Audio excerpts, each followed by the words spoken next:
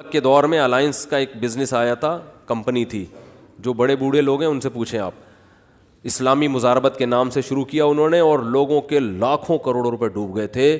بہت سے لوگ ہارٹ اٹیک سے مر گئے. حضرت نے ان کا نام شہدائے الائنس رکھ دیا. فرمایا یہ اچھی شہادت نہیں ہے. اللہ پوچھے گا کیوں جان دی؟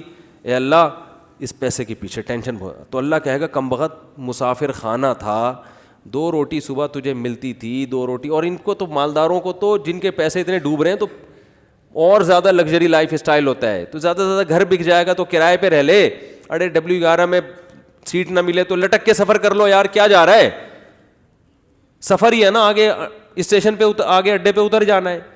اب آپ کو چونکہ سیٹ نہیں ملی, اب آپ گئے ڈرائیور کے پاس, بولے ابے مجھے بس کے نیچے دے کے مار دے یا گولی سے ماروں گا. مسافر خانہ ہے میرے بھائی, بیٹھنے کی جگہ مل جائے بہت اچھا, نہیں تو لٹک کے.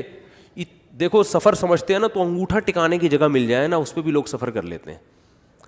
کنڈکٹر سے بول لیتے ہیں تو بس ہٹ جا تھوڑا سا, اتنا سا پاؤں ٹکانے کی جگہ مل جائے بھائی, اگلے اڈے پہ اترنا ہے. ہمارے ساتھ تو ایسا, ہم تو جب آج کل تو میں تھوڑا مشہور ہو گیا ہوں تو کہیں جا نہیں سکتا ایسے, ورنہ W11 کا جو مزہ ہے وہ اب اللہ جنت میں لے جائے تو W11 میں سفر ضرور کریں گے وہاں پہ. اب تھوڑا مشہور ہو گئے تو وہ سب پہچان جاتے ہیں, پھر ایک بڑا مسئلہ ہو جاتا ہے. تو ورنہ ہم نے تو بہت دفعہ ایسے سفر کیا ہے. جا رہے ہیں تو چلو جی سیٹ پہ جگہ مل گئی ٹھیک ہے, نہیں تو پائیدان پہ لٹک کے, نہیں تو پیچھے کھڑے ہو جاؤ, بس چھت پہ بیٹھ جاؤ, انجوائے کرو. ٹھیک ہے, کیسا مزہ آ رہا تھا چھت پہ بیٹھے ہوئے جا رہے ہیں. تو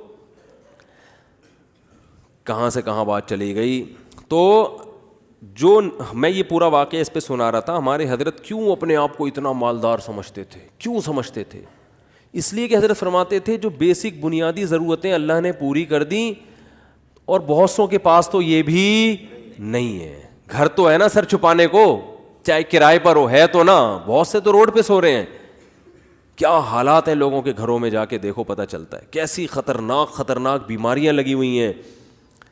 تو اسلام نے ہمیں, جو میں آیت پڑھ رہا تھا اس میں یہ بتایا کہ تم اس خوش فہمی میں مت رہو کہ جس حالت میں آج ہو ہمیشہ اسی حالت میں رہو گے. اللہ نے تم سے ایسا کوئی ایگریمنٹ نہیں کیا ہے.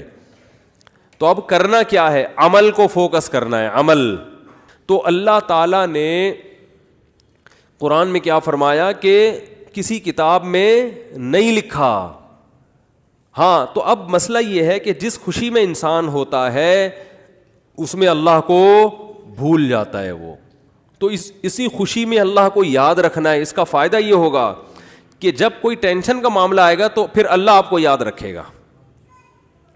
کیسے یاد رکھے گا؟ یا تو وہ ٹینشن دور کر دے گا, یا اس ٹینشن میں اللہ آپ کو صبر کی توفیق دے گا, حوصلہ دے دے گا اللہ آپ کو. خودکشی کے خیالات نہیں آئیں گے آپ کے دل میں. پیغمبروں کی سیرت اٹھا کے دیکھیں, کیسے کیسے غموں میں زندگی گزری, مگر ان غموں میں بھی انہوں نے ڈپریشن کی گولیاں بولو نہیں کھائی ہیں. ہمیشہ ان کی زبان سے اچھے الفاظ نکل رہے ہیں. اعلم من اللہ ما لا تعلمون, میں اللہ کے بارے میں وہ کچھ جانتا ہوں جو تم نہیں جانتے. یعقوب علیہ السلام کہہ رہے ہیں.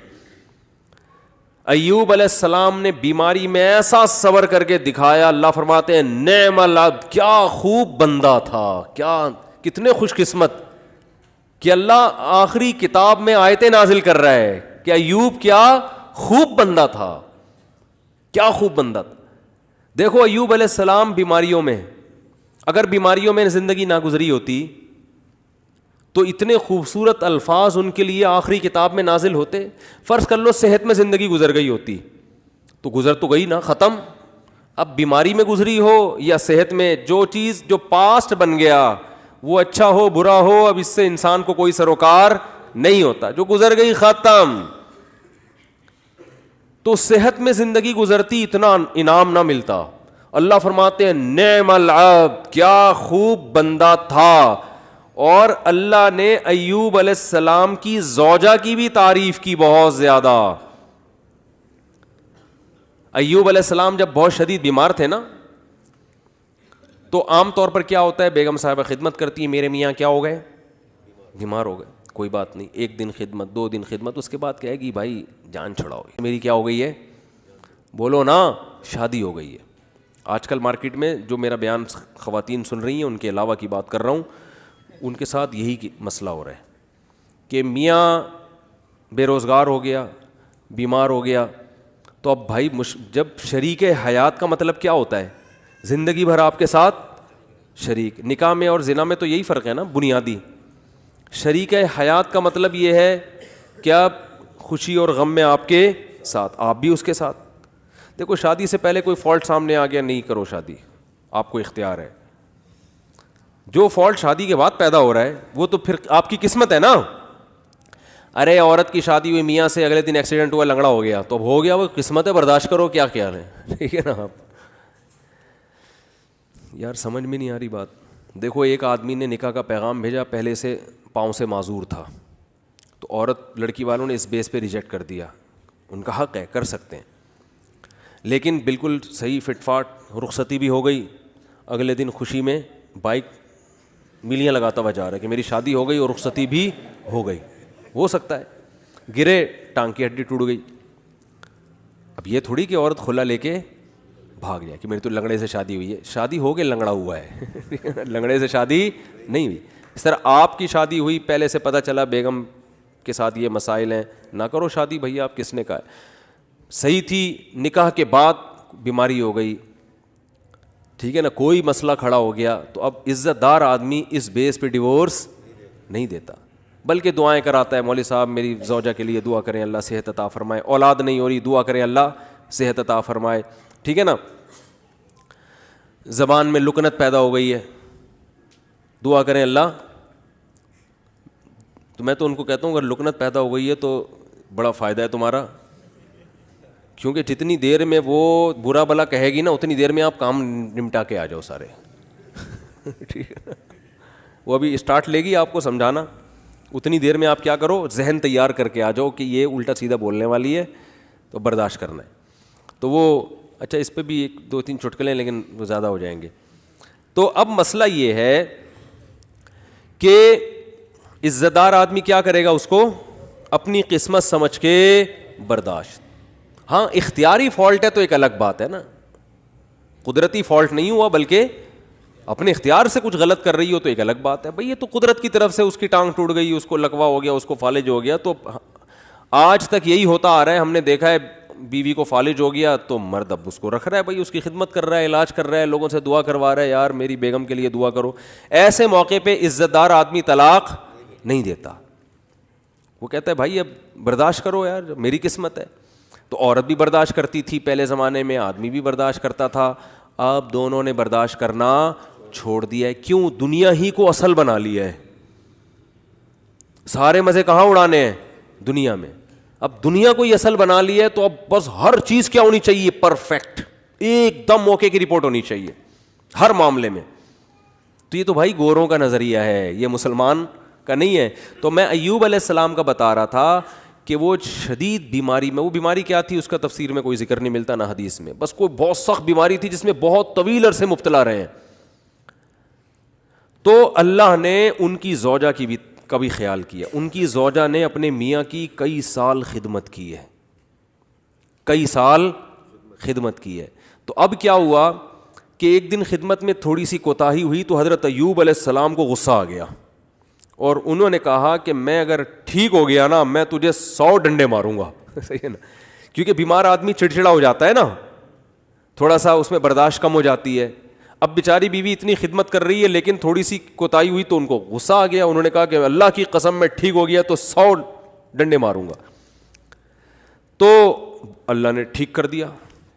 اب پیغمبر پریشان کہ اتنی نیک بیوی جس نے اتنی خدمت کی, وہ کہ اس کو 100 ڈنڈے ماروں گا, تو بولے کہ ٹھیک نہ ہوتے تو ہی اچھا تھا بھائی. ٹھیک ہے نا. تو قرآن کے الفاظ دیکھو, خذ بیدک ضغثا فاضرب به ولا تحنث. اے پیغمبر آپ قسم بھی نہیں توڑ سکتے, آپ تو پیغمبر ہیں, اور بیوی اتنی نیک ہے اس کو مارنے کی اجازت نہیں ہے, اس کو آپ نے 100 ڈنڈے نہیں مارنے. اب قسم پوری کرنے کے لیے ایک جھاڑو لیں جس میں 100 تنکے وہ ایک ہی دفعہ لگا دیں بس. ویسے تو ایک یوں کر کے بھی لگانا بھی وہ ہے, لیکن جب بیوی کو پتہ چلے گا اللہ نے میرے لیے میرے میاں کو یہ ہیلا بتایا ہے, تو یہ جھاڑو لگانا یہ عزت دی جا رہی ہے. یہ کس کی طرف سے ہیلا بتایا جا رہا ہے؟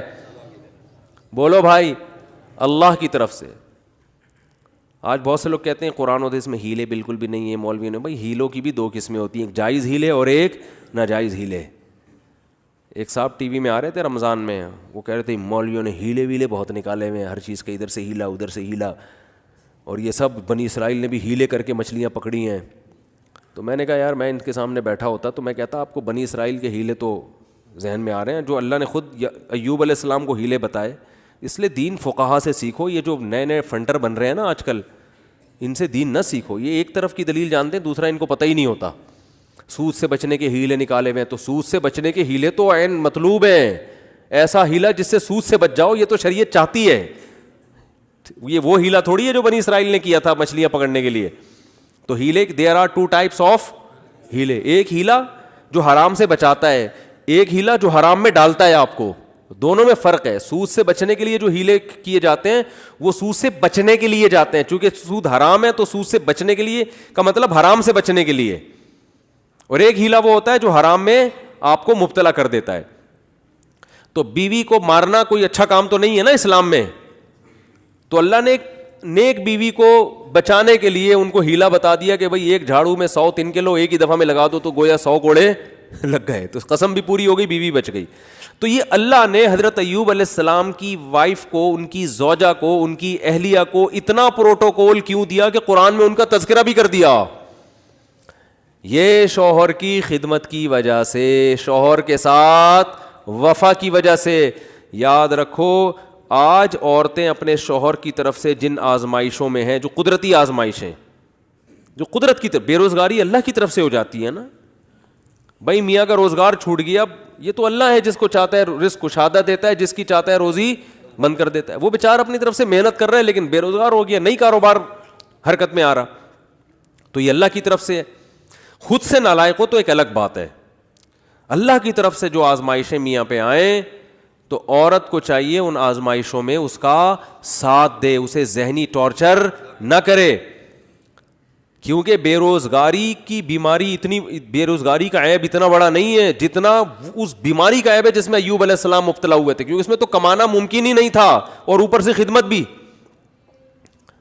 سمجھا پا رہا ہوں اپنی بات کہ نہیں سمجھا پا رہا؟ اس میں خدمت بھی. تو وفا کرنی چاہیے, وفا. اور یہ جب تک آخرت سامنے نہیں ہوگی ان میں سے کوئی بھی کام نہیں ہو سکتا. ہمارے محلے میں ایک صاحب گزرے, ان کا انتقال ہو گیا, اللہ ان کی مغفرت فرمائے. ان کی زوجہ 15-20 سال بیمار رہی ہیں کسی سخت قسم کی نفسیاتی بیماری میں. اس بندے نے 15-20 سال اپنی زوجہ کی دن رات خدمت کی ہے. وہ بیوی نہ بیچاری کھانا پکانے کے قابل, نہ برتن دھونے کے قابل ایسی بیماری میں. تو یہی اس کے لیے کھانا بھی پکا رہا ہے. اتنے پیسے نہیں ہوں گے کہ ملازم رکھو, یہی اس کے لیے بولو ساری خدمتیں کر رہا ہے.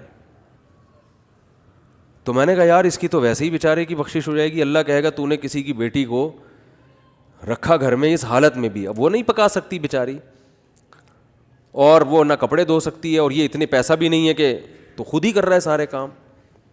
تو یہ کوئی عیب کی بات بولو بھائی نہیں ہے. اپنی بیٹیوں کو سوچا کرو نا, آپ کی بیٹی کے مسائل ہو جائیں تو آپ چاہتے ہو یار سسرال والے برداشت کریں تو دوسروں کو بھی برداشت. ہاں جان بوجھ کر کوئی فالٹ ہے نا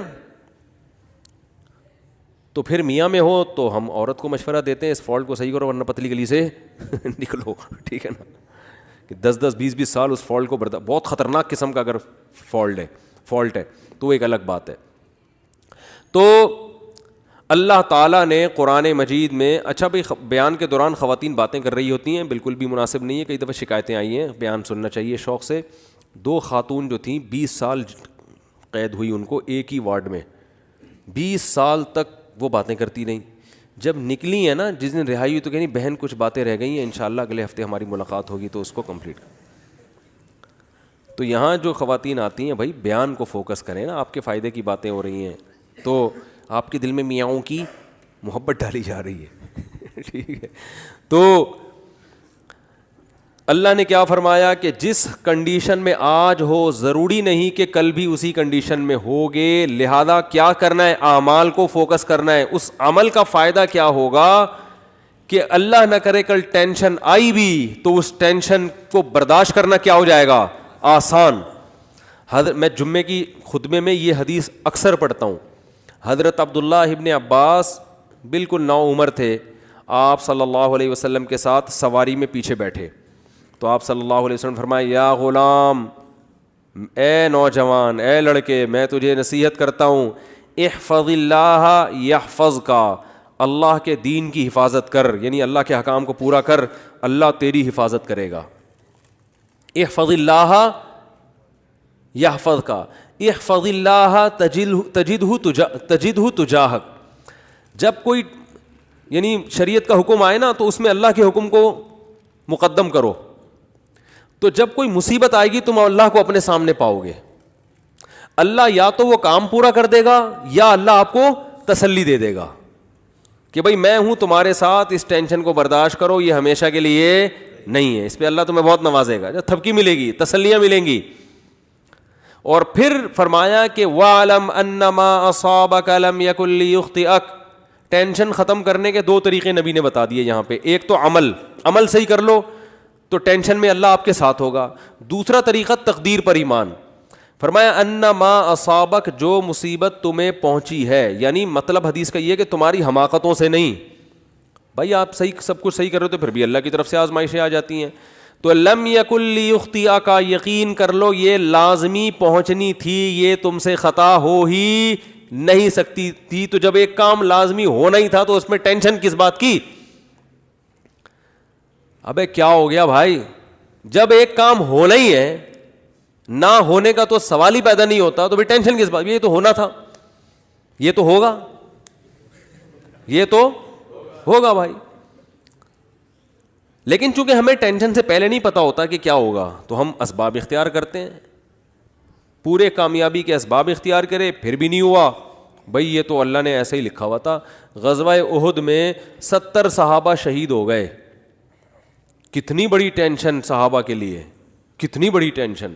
تو اللہ نے کیا فرمایا, کوئی ٹینشن کی بات نہیں ہے, یہ شکست بھی مقدر میں لکھی ہوئی تھی اور یہ شہادتیں بھی مقدر میں لکھی ہوئی تھی, کوئی ٹینشن کی بات نہیں ہے. رہا یہ مسئلہ کہ تم سے غلطی ہوئی تھی, مشورے پر عمل نہیں ہوا, نبی کا حکم تم سے ٹوٹ گیا, تو اس کی وجہ سے یہ ٹینشن پہنچی ہے, تو اس سے تم نے چونکہ توبہ کر لی ہے تو وہ والی ٹینشن بھی کیا ہو گئی, ختم. آخرت کا نقصان کا خطرہ تھا کہ نبی کے جو حکم دیا تھا گھاٹی پہ رہنا ہے, تو وہ توبہ سے معاف ہو گیا. باقی رہا یہ شکست, کوئی مسئلہ نہیں. وَيَتَّخِذَ مِنْكُمْ شُهَدَاءَ, اس میں مثبت چیزیں سوچو کہ اللہ چاہتا تھا تم میں بہت سے لوگوں کو شہادت کا مرتبہ دینا, تو اللہ نے ان کو جلدی آزمائشوں سے نکال کے جنت میں پہنچا دیا. اور کیا چاہیے. ایک انگریز نے اس آیت کے تحت لکھا ہے کہ محمد, وہ تو درود شریف نہیں لکھتے نا, اس نے تو محمد غلط استعمال کیا, میں صلی اللہ علیہ وسلم. اس نے کہا محمد کے جو فرینڈ تھے نا, اس قسم کی چیزوں نے ان کو موٹیویٹ کیا تھا جس سے انہوں نے پوری دنیا پہ حکومت کی ہے, کہ شکست کھا کے بھی کیا کر رہے ہیں, کہہ رہے ہیں یہ تو ہونا ہی تھا, لہذا اس سے ٹینشن لینے کی بات نہیں ہے, اور یہ شہادتوں میں بھی خیر ہے تمہاری, آگے بڑھو, مایوسی ہے ہی نہیں. ٹھیک ہے نا. ہمارے یہاں پتہ ہی کیا سمجھا کہ مایوسی کفر ہے, تو اس کا مطلب یہ سمجھا جاتا ہے کہ میں جہاں شادی کرنا چاہتا ہوں وہاں شادی ہو کے رہے گی, کیونکہ مایوسی کیا ہے, کفر ہے. میں چاہتا ہوں میری 2 لاکھ روپے تنخواہ ہو تو 2 لاکھ ہوگی, کیونکہ مایوسی کفر ہے. یہ غلط مطلب ہے, سمجھ رہے ہو. ایسا تو پھر بہت سے لوگوں کے ساتھ نہیں ہوتا, پھر اور مایوسی ہوگی, آدمی کہتا ہے یہ تو اور ڈبل گناہ, کفر کا گناہ بھی ہو رہا ہے اور پیسے بھی نہیں مل رہے. ہم کہتے ہیں میں صحت بناؤں گا تو صحت بنے گی کیونکہ مایوسی کفر ہے. یہ مطلب نہیں ہے. مطلب یہ ہے کہ اللہ سے یہ امید لگائی جائے کہ جو ہوگا اچھا ہی ہوگا میرے حق میں. میں چاہتا ہوں میرا اچھا روزگار مل جائے, 2 لاکھ تنخواہ نہیں ہو رہی, 1 لاکھ ہے, اسی 1 میں اللہ کیا کرے گا, برکت دے گا. روزگار نہیں مل رہا, کوئی بات نہیں, اسی میں اللہ کیا کرے گا, برکت دے گا. نہ ملنے میں بڑے فائدے ہیں. روزگار نہ ملنے سے ٹینشن ہوگی, ٹینشن میں اللہ یاد آئے گا, اللہ سے دعائیں مانگو گے, اس ٹینشن میں گناہ معاف ہوں گے, برداشت کی قوت پیدا ہوگی. بعض دفعہ زیادہ کھانے سے بھی مسئلے خراب ہو جاتے ہیں, پیٹ بھرے ہوئے ہوتے ہیں تو الٹے الٹے خیالات آنا شروع ہو جاتے ہیں انسان کو. ایوب علیہ السلام پریشان تھے نا بیماریوں میں, مایوس نہیں ہوئے, اس لیے کہ ان کو پتا تھا یہ میرے لیے کیا ہے, بہتر ہے. کتنا بہتر کہ قرآن میں آخری نبی پر آیتیں نازل ہوئی ہیں, نعم العبد, ایوب کیا خوب بندہ تھا, کیسی زبردست بشارت دی اللہ نے. اللہ کا کلام غلط نہیں ہو سکتا. اور اللہ نے یہ نہیں کہا کہ ایوب اچھے تھے, نہ نہ نہ نہ نہ, ایوب امتحان میں کامیاب ہو گئے. نا نا نا, نعمہ تعجب کا صیغہ ہے, گویا اللہ تعجب کر رہے ہیں یار کیا خوب بندہ تھا. اللہ کو تعجب نہیں ہوتا, لیکن اللہ ہم سے ہماری زبان میں بات کر رہے ہیں کہ اگر کوئی ایوب کی قربانی اور اس کے صبر کو دیکھتا تو کہتا ہے بھائی یہ صبر کھوپڑی میں آنے والا نہیں ہے, یہ تو بہت ہی زبردست بندے ہیں اللہ کے. اتنا بڑا کامیابی کا سرٹیفکیٹ ان کو اس بیماری کی وجہ سے ملا. اور آج ذرا سی پریشانی آدمی 10 قسم کے, یہ میرے ساتھ ایسا کیوں ہو گیا, میرے ساتھ ایسا کیوں ہو گیا.